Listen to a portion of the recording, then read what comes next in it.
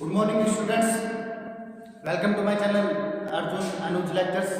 तो स्टूडेंट्स, आज हम पढ़ने वाले हैं इलेक्ट्रोकेमिस्ट्री के बारे में।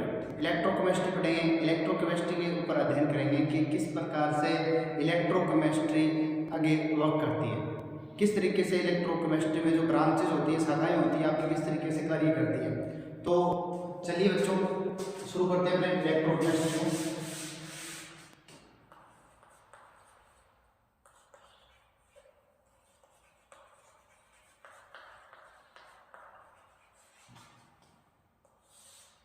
इलेक्ट्रोकेमिस्ट्री इलेक्ट्रोकेमिस्ट्री का वैद्युत रसायन भी बोल देते हो,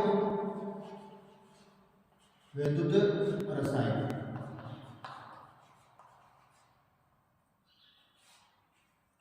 या आप विद्युत रसायन बोल दो इसको, ठीक है। एक ही बात, विद्युत रसायन। इलेक्ट्रोकेमिस्ट्री में वैद्युत रसायन या फिर विद्युत रसायन।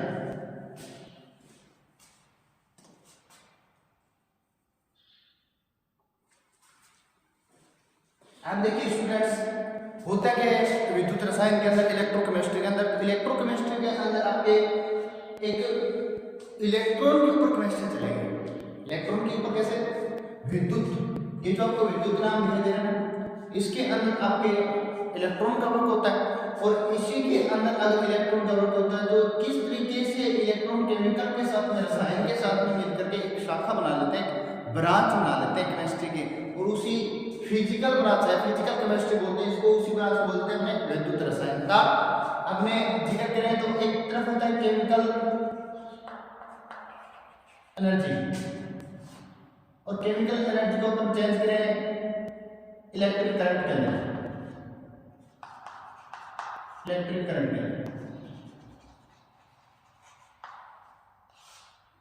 और सेकंड साइड अगर इलेक्ट्रिक करंट को, इलेक्ट्रिक करंट चेंज करते हैं केमिकल के अंदर, केमिकल एनर्जी के अंदर। देखिए students, chemical energy change electric current के अंदर बोले तो रासायनिक ऊर्जा विद्युत ऊर्जा में जब चेंज होती है, या फिर विद्युत ऊर्जा रासायनिक ऊर्जा में चेंज होती है। हमने दो मेथड देखी होगी, दो की देखी होगी। इसमें एक रासायनिक ऊर्जा चेंज हो जाती है इलेक्ट्रिक करंट विद्युत करंट के अंदर, और इलेक्ट्रिक विद्युत धारा या विद्युत ऊर्जा होती है वो चेंज हो जाती है किसके अंदर? रासायनिक ऊर्जा के अंदर। इन दोनों के अंदर जो चेंज होते हैं, परिवर्तन जो हो रहे हैं ना, इनका अध्ययन या इनकी स्टडी जिस ब्रांच में करते हैं, जिस शाखा में करते हैं ना, वो शाखा या फिर कौन सी कहलाती है? इलेक्ट्रोकेमिस्ट्री।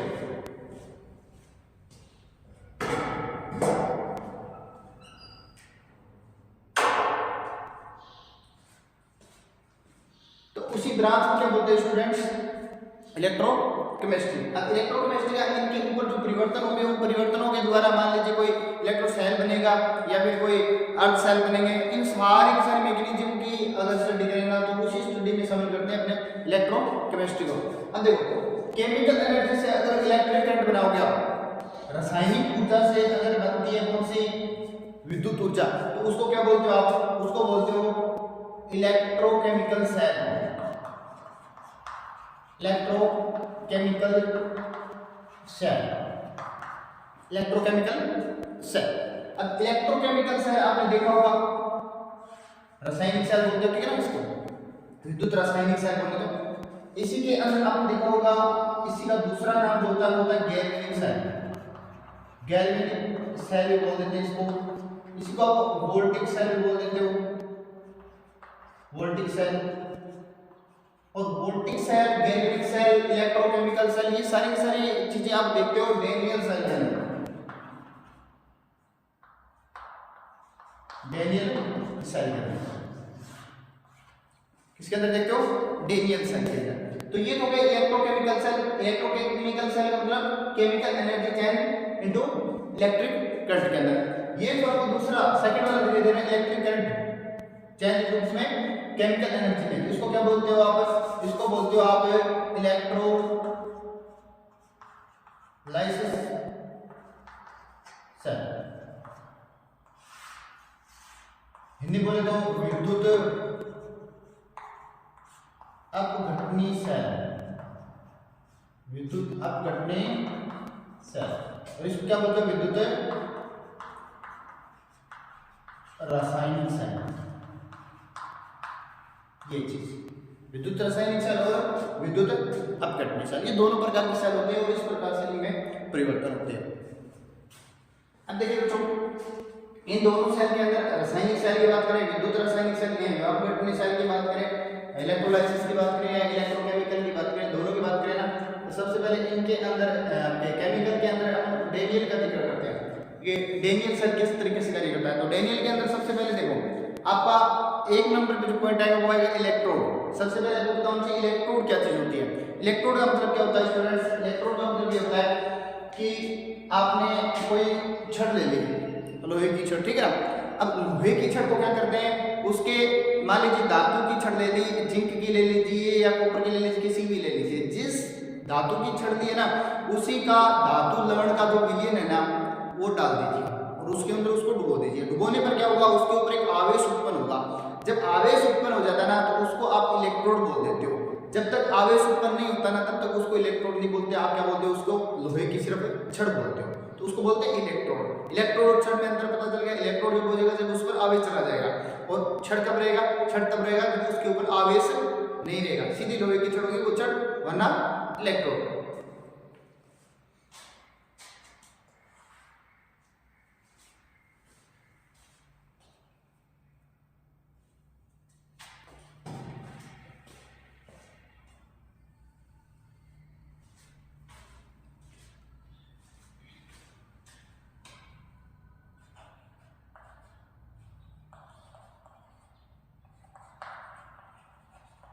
अब देखिए इलेक्ट्रोड क्या होता है। इलेक्ट्रोड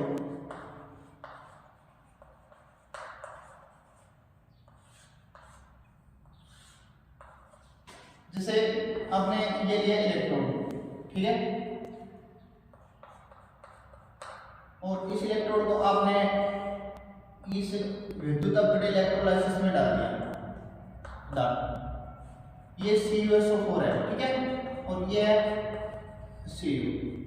जब उसी धातु का लवण विलयन उसमें डालेंगे ना तो उस पर क्या हो जाएगा? चार्ज चला जाएगा। एक क्या चला जाएगा? चार्ज। और उसी चार्ज की वजह से क्या हो जाएगा? इस पर इलेक्ट्रोड नाम लग जाएगा। इसको क्या बोल दोगे आप? इलेक्ट्रोड। तो ये होता है इलेक्ट्रोड। दो प्रकार के होते हैं इलेक्ट्रोड, एक तो होता है एनोड और एक होता है कैथोड। एक एनोड होता है और एक कैथोड। एक एनोड होता है और दूसरा होता है कैथोड।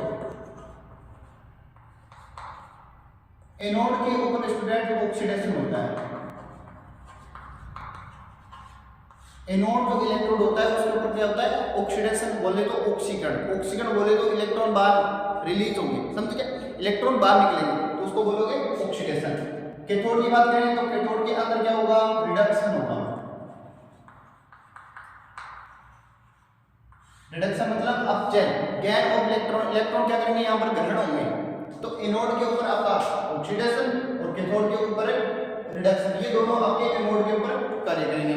ऑक्सीडेशन और रिडक्शन का मतलब मैंने बता दिया, ऑक्सीडेशन में इलेक्ट्रॉन निकलना और एनोड का रिडक्शन मतलब इलेक्ट्रॉन ग्रहण करना। ये चीजें इसके अंदर शामिल कर लेते हैं। तो ये सर्वप्रथम एक नंबर पे आपके फर्स्ट पोजीशन पे आपकी इलेक्ट्रोड की बात हो जाती है। इलेक्ट्रोड क्या होता है? अब देखो इलेक्ट्रोड के साथ साथ हम देखेंगे कि ये जो इलेक्ट्रोड होता है ये किस प्रकार से इलेक्ट्रोड विभव बनाता है। इलेक्ट्रोड विभव क्या होता है?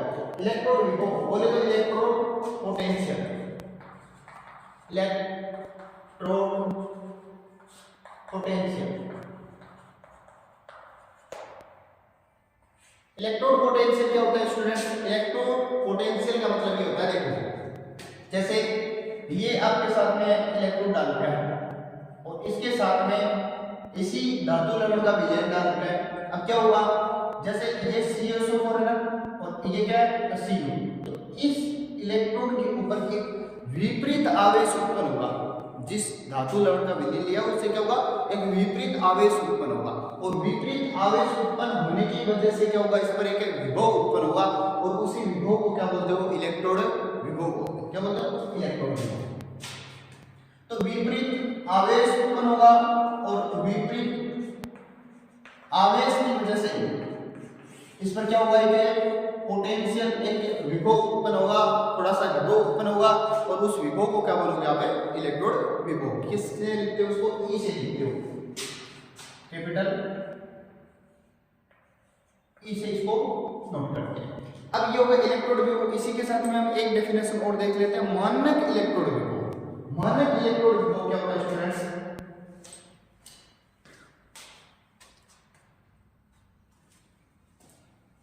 देखिए, मानक स्टैंडर्ड इलेक्ट्रोड पोटेंशियल,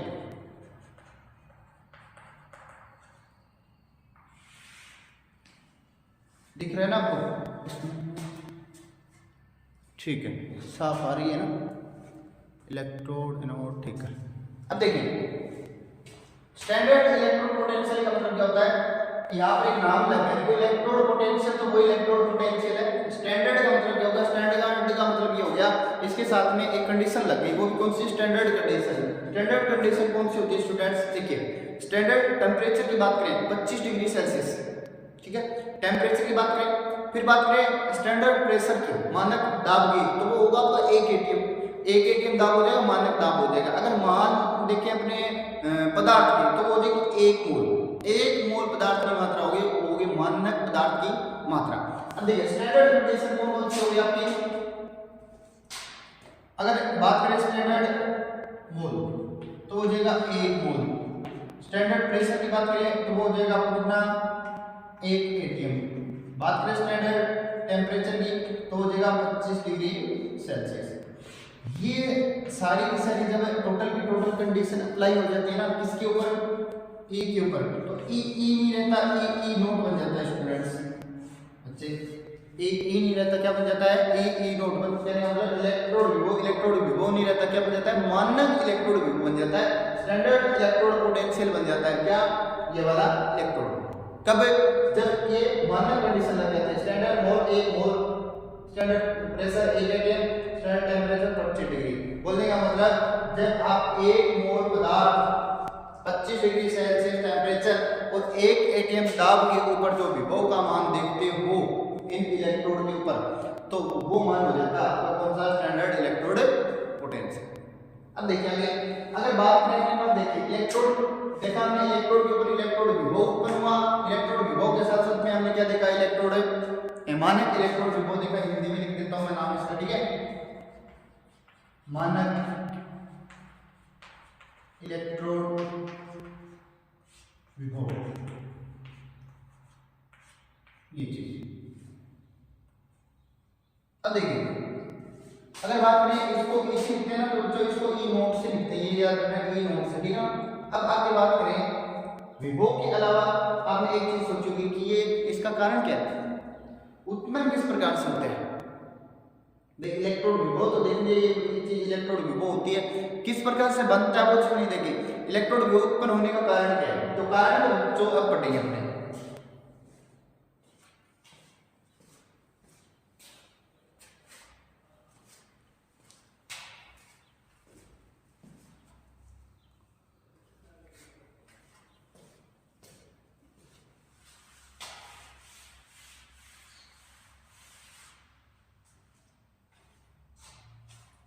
देखिए क्या कारण है इसका उत्पन्न होने का, उस कारण को देखेंगे। देखिए ये मैंने ले ली एक धातु,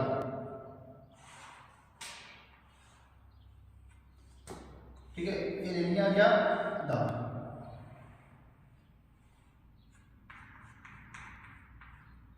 और ये है धातु का मीडियम, धातु लवण का मीडियम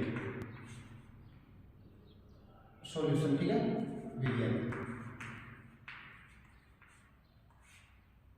और ये है धातु, ठीक है, इसको मैं एम लिख रहा हूं, ठीक है, ये बात। अब होगा क्या? देखिए ये धातु है, ये धातु, ये अपने इलेक्ट्रॉन रिलीज करेंगे इसके अंदर बाहर निकालेंगे, और ये वाला सॉल्यूशन नहीं है, इससे जो इलेक्ट्रॉन निकलेंगे वो जाने की कोशिश करेंगे इस इलेक्ट्रोड के ऊपर, इस तरीके से। अब क्या हो रहा है? एक साइड में धातु है, धातु से इलेक्ट्रॉन निकल कर विलियन में आना चाह रहे हैं, और विलयन से जो इलेक्ट्रॉन है वो किसके ऊपर जाना चाह रहे हैं, धातु के अंदर जाना चाह रहे हैं। तो क्या हुआ, जब ये धातु से जब इलेक्ट्रॉन निकलेगा ना, ये वाले इलेक्ट्रॉन, तो ये एक दाब आरोपित करेंगे किसके ऊपर, धातु के ऊपर। धातु के ऊपर जब इलेक्ट्रॉन बाहर निकलेंगे तो अपने आप एक दाब आरोपित करेंगे, और उस दाब को क्या बोलते हैं, विद्युत अपघटनी दाब या फिर विद्युत दाब। इसको P1 लिख सकते हो, इसको बोलेंगे P1। अब क्या होगा, ये वाला भी दाब आरोपित करेगा जब इसके ऊपर इलेक्ट्रॉन जाएंगे, तो इलेक्ट्रॉन अगर इससे निकलेंगे तो इस दाब को बोल देते हो आप P2, बोले तो प्रसारण दाब बोल दो, इसको P2 बोल दो। हमारे पास दो दाब बन के आ गए, तो विलयन का और एक धातु छड़ का। अब ये इलेक्ट्रॉन विभव पढ़ रहे हैं, उनके कारण क्या है, इसका कारण की तो क्या पढ़ोगे। अगर मैं बात करूं P1 और P2 के नाम लिख देता हूं, ठीक है ना। ये जो है धातु का विद्युत अपघटनी दाब P1, और ये क्या है आपका इधर वाला P2 प्रसारण दाब। दो कंडीशन देखे हमने, देखो दो कंडीशन नहीं, तीन कंडीशन देखेंगे। देखो कौन सी, अगर मैं बात करूं P1 की, P1 इक्वल P2, अगर मान लीजिए दोनों दाब इक्वल हो जाते हैं, दोनों दाब बराबर हो जाते हैं, दोनों दाब अगर बराबर हो जाते हैं तो क्या होगा, देखो ये वाला दाब, ये क्या कर रहे हैं, ये इलेक्ट्रॉन निकालना चाह रहे हैं, निकल करके इसमें आना चाहते हैं, और यहाँ से इलेक्ट्रॉन निकल करके इसमें जाना चाहते हैं। अगर इन दोनों मतलब ये दाब और ये दाब इक्वल हो जाएंगे तो किसी तरफ इलेक्ट्रॉन नहीं जाएंगे। एक तो ये कंडीशन होगी। एक मैं कंडीशन ये लिख देता हूँ P1 greater than P2, P1 greater than P2। ये क्या होगा, P1 ज्यादा है और P2 कम। क्या होगा, ये वाला ज्यादातर है, ये धातु वाला अगर ज्यादातर है, ये इलेक्ट्रॉन रिलीज हो जाएंगे, निकल जाएंगे बाहर, निकल जाएंगे तो ये इलेक्ट्रॉन कौन सा बन जाएगा, नेगेटिव इलेक्ट्रॉन, नेगेटिव इलेक्ट्रॉन बन जाएगा। अगर ऐसे इलेक्ट्रॉन निकलते जा रहे हैं तो एक कमी आ जाएगी और ये कौन सा बन जाएगा, नेगेटिव। अगर बात करें P1 स्मॉल देन P2 और P2 ग्रेटर देन, तो इलेक्ट्रॉन कैसा उत्पन्न होगा, कैसा बनेगा, देखिए इसके अंदर से इलेक्ट्रॉन जाएंगे इसमें, तो इसके अंदर दिखता हो रही है, वृद्धि हो रही है इलेक्ट्रॉनों की, वृद्धि हो रही है तो इलेक्ट्रॉन बन जाएगा कौन सा, पॉजिटिव इलेक्ट्रॉन। तो दो प्रकार के इलेक्ट्रोड बन गए आपको, एक तो एनोड और एक कैथोड, एक नेगेटिव और एक पॉजिटिव। तो ये कारण होता है इलेक्ट्रोड विभव उत्पन्न होने का, इस तरीके से विभव उत्पन्न होता है। और ये होता है धातु से निकलने चाहते हैं इलेक्ट्रॉन और विलयन से इसके अंदर जाना चाहते हैं इलेक्ट्रॉन, और उसी वजह से एक आवेश अर्थात विभव उत्पन्न हो जाता है, उसी को बोल देते हो आप क्या, इलेक्ट्रोड। इलेक्ट्रोड के ऊपर होता है इसलिए इसको इलेक्ट्रोड विभव बोल देते हो।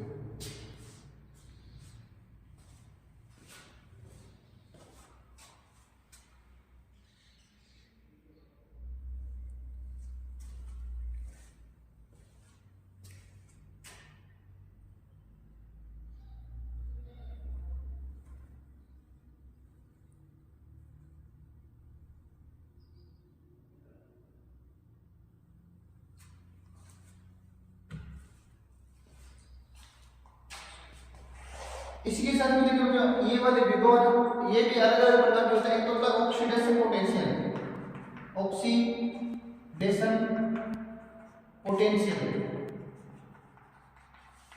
ऑक्सीकरण विभव, इसको बोलते क्या, ऑक्सीकरण विभव। और ये किस पर होगा, एनोड पर होगा। एनोड पर होगा तो एनोड पर जब ऑक्सीकरण होता है, ऑक्सीकरण का मतलब क्या होता है, मेटल है, और मेटल क्या करना चाहती है, ये वाली मेटल M प्लस बन जाएगी, धनात्मक बन जाएगी। कब, जब एक इलेक्ट्रॉन इसमें रिलीज करेगी, एक इलेक्ट्रॉन दान करेगी, त्याग करेगी। तो इस प्रकार से इसको बोलते हैं ऑक्सीडेशन पोटेंशियल, ऑक्सीकरण विभव। ये चीज ऑक्सीकरण विभव। दूसरा जो विभव का प्रकार होता है वो होता है रिडक्शन पोटेंशियल, अपचयन विभव। अपचयन विभव का मतलब ये वाली M है ना, अपने आप में M प्लस ये क्या करेगी, एक इलेक्ट्रॉन ग्रहण करेगी और क्या बनेगी, धातु M, ये वाला, इसको बोलते हो क्या, अपचयन विभव। ये सेम प्रोसेस जो इसमें होगी, इसमें डाल देखो ये वाले ना, यहाँ पर ये कंडीशन लिखोगे कि ये M है ना धातु, ये एक इलेक्ट्रॉन निकाल रही है, इलेक्ट्रॉन निकल रही है, तब क्या बन रहा है यहाँ पर n+, ये चीजें इस तरीके से। यहाँ पर क्या कर रहा है n+ इलेक्ट्रॉन, और यहाँ पर क्या बन रहा है m-, ये दोनों कंडीशन इसके अंदर अप्लाई हुई। तो ये चीजें इसके अंदर शामिल करते हैं अपने इलेक्ट्रोड विभव के अंदर, ऑक्सीडेशन ऑक्सीकरण और अपचयन विभव के अंदर। ये नॉर्मल इलेक्ट्रोड की जानकारी हो जाती है, किस तरीके से इलेक्ट्रोड विभव बनाता है, किस तरीके से मानक इलेक्ट्रोड विभव बन जाता है, किस तरीके से इलेक्ट्रोड विभव का कारण हो जाता है, किस प्रकार से उत्पन्न होता है, और किस तरीके से ये कंडीशन लगती है, स्टैंडर्ड कंडीशन लगती है, किस तरीके से दोनों इक्वल प्रेशर दाब ऑटोमेटिकली इक्वल हो जाता है। इलेक्ट्रोकेमिस्ट्री के अंदर डैनियल सेल को पढ़ते हैं, अभी लिखा था ना मैंने डैनियल सेल को पढ़ते हैं। डैनियल सेल किस तरीके से वर्क करता है उसको देखिए। हमने होता कौन सा है, विद्युत रासायनिक सेल, उसी को क्या बोलते हो, वोल्टिक सेल बोल देते हो, वोल्टिक सेल बोल देते हो, उसी को गैल्वेनिक सेल बोल देते हो। और उसी के एग्जांपल में पढ़ रहे हैं हम कौन सा, डैनियल सेल। डैनियल सेल किस तरीके से कार्य करेगा, पहली बात तो इसके अंदर दो विद्युत कट्टे लेंगे, दो विद्युत कट्टे के अंदर आपके क्या करेगा, लवण सेतु काम करेगा, साल्ट ब्रिज काम करेगा। कैसे काम करेगा देखिए सामने। सबसे पहले आपको इसके अंदर भी इलेक्ट्रोड का काम है, इलेक्ट्रोड लेने पड़ेंगे।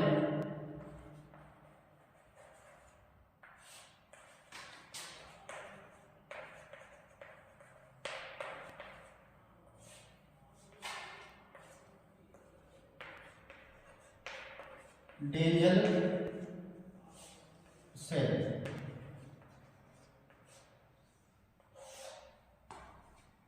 दो इलेक्ट्रोड काम करेंगे बच्चों इसके अंदर। दो इलेक्ट्रोड कौन से, एक तो होगा जिंक का और दूसरा होगा कॉपर का। एक जिंक का इलेक्ट्रोड काम करेगा और एक कॉपर का। कॉपर वाला इलेक्ट्रोड इसके अंदर होता है कम क्रियाशील,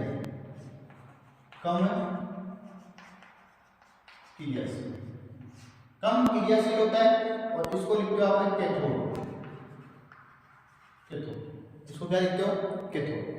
जिंक वाला जो होता है, जिंक वाला अगर ये कम क्रियाशील है तो ये ज्यादा रिएक्टिव होता है, मोर देन रिएक्टिव होता है, ये लेस देन रिएक्टिव होता है, और ये होता है फिर एनोड। ये चीजें इतनी याद रखोगे सबसे पहले। इतनी चीज याद रखने के बाद में क्या करोगे, डैनियल सेल बनाओगे।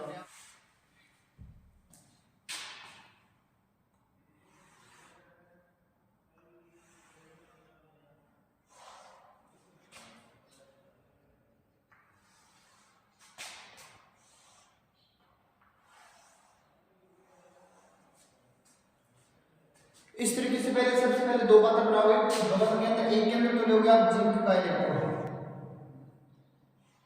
ये ले लिया मैंने जिंक का इलेक्ट्रोड। लिख देता हूं मैं जिंक का इलेक्ट्रोड लोगे तो इसके अंदर जो विद्युत पट्टी डालोगे ना वो डालोगे आप ZnSO4 का, धातु लवण का डालते हैं ना तो ZnSO4। इस साइड में लोगे आप कौन सा, कॉपर का इलेक्ट्रोड, लोगे कॉपर का Cu, और इसके अंदर जो सॉल्यूशन डालोगे, विलेन डालोगे, वो डालोगे CuSO4 का, उसी धातु लवण का। अब देखिए सबसे पहले क्या करोगे, इसके अंदर आपको पता है zinc electrode one side, second side cathode copper electrode. ये होता है कौन सा, एनोड, और ये होता है कैथोड, एनोड और कैथोड। अब देखिए इस साइड में एक चीज याद रखोगे आप, लोन के साथ में क्या याद रखोगे, जो लेफ्ट पोजीशन है, लेफ्ट साइड है ना, लेफ्ट साइड, उसके अंदर क्या होगा आपका, ऑक्सीडेशन होगा, ऑक्सीडेशन होगा। एक क्या होगा आपका, एनोड होगा और एक क्या होगा, नेगेटिव होगा, नेगेटिव। एक चीज और भी याद रखनी पड़ेगी इसके अंदर इलेक्ट्रॉन का रिलीज होता है, रिलीज ऑफ इलेक्ट्रॉन लिख सकते हो आप, रिलीज ऑफ इलेक्ट्रॉन, इलेक्ट्रॉन इससे बाहर निकलते हैं, अगर बाहर निकलते हैं उसी को बोल देते हैं क्या, ऑक्सीडेशन। राइट साइड में जो होता है, राइट साइड में क्या होगा, राइट साइड के अंदर आपके देखिए लेफ्ट हैंड ऑक्सीडेशन, रिडक्शन होगा, एनोड की जगह कैथोड होगा, नेगेटिव की जगह हो जाएगा पॉजिटिव, और रिलीज ऑफ इलेक्ट्रॉन की जगह हो जाएगा गेन ऑफ इलेक्ट्रॉन, इलेक्ट्रॉन क्या होंगे, करंट रहेगा। अब क्या होगा, यहां से ये जो जिंक इलेक्ट्रोड है ना, ये अपने Zn2+ आयन रिलीज करेगा, Zn2+ आयन है वो रिलीज करेगा। और ये वाला क्या करेगा, देखिए Zn2+ जब इलेक्ट्रॉन रिलीज करेगा ना, सबसे पहले इसको यहां से लवण सेतु के द्वारा जोड़ना पड़ेगा परिपथ, चालू नहीं किया इन्हें, तो इसको पहले सबसे पहले ये स्टार्ट करना पड़ेगा, वरना कोई मैकेनिज्म नहीं होगी। तो ये वाला, और इसके अंदर हम रख देते हैं केसीएल या फिर ऐसा चार्ट रखते हैं जिसके अंदर क्या होती है, एनायन और एनायन दोनों के भागने की स्पीड होती है ना, दौड़ने की स्पीड, वो क्या होती है, बराबर होती है, इक्वल होती है। ऐसी चीज इसके अंदर रखते हैं। और यहाँ पर रख देते हैं इसके अंदर क्या, आधार नाम का जेड, आधार। अब क्या हुआ, Zn2 प्लस आयन सॉल्यूशन के अंदर है, यहाँ पर निकल गए, यहाँ से Zn2 प्लस आयन निकल रहे हैं, यहाँ पर क्या करेंगे, ये वाले आयन मैं साफ कर देता हूँ ऊपर से।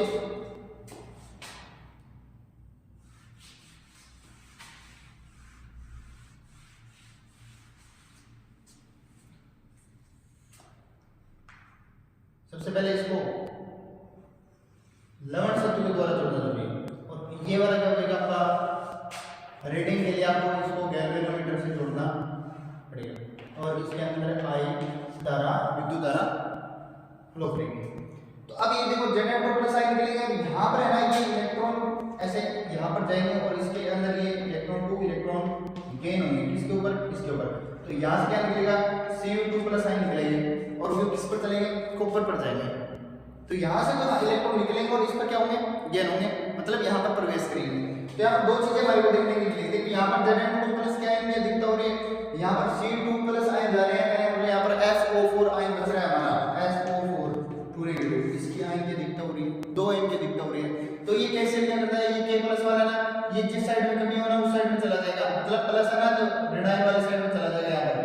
और ये Cl है ना, ये इस साइड में, तो ये तो बना लेगा Zn और ये क्या बना लेगा आपका S के साथ में K2SO, ये K2SO बना लेगा। इस तरीके से दोनों कंप्लीट हो जाएंगे।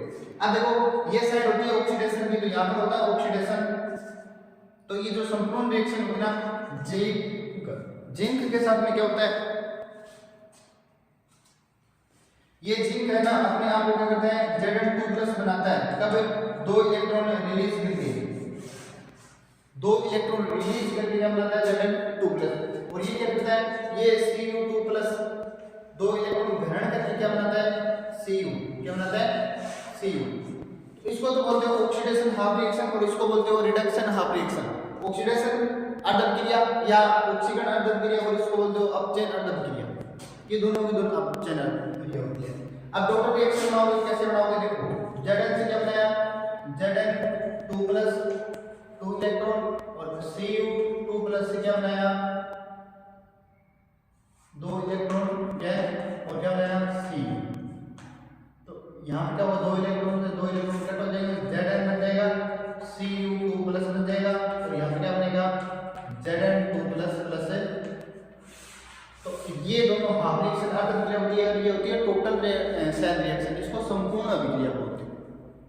तो ये चीज होती है आपकी डेनियल सेल। इस तरीके से आपको डेनियल, यहाँ से क्या होगा, इलेक्ट्रॉन निकलते जाएंगे और यहाँ पर क्या होते जाएंगे, ज्ञान होते जाएंगे, यहाँ पर प्रवेश करते जाएंगे। इस तरीके से ये आपका डेनियल सेल काम करता है। आसान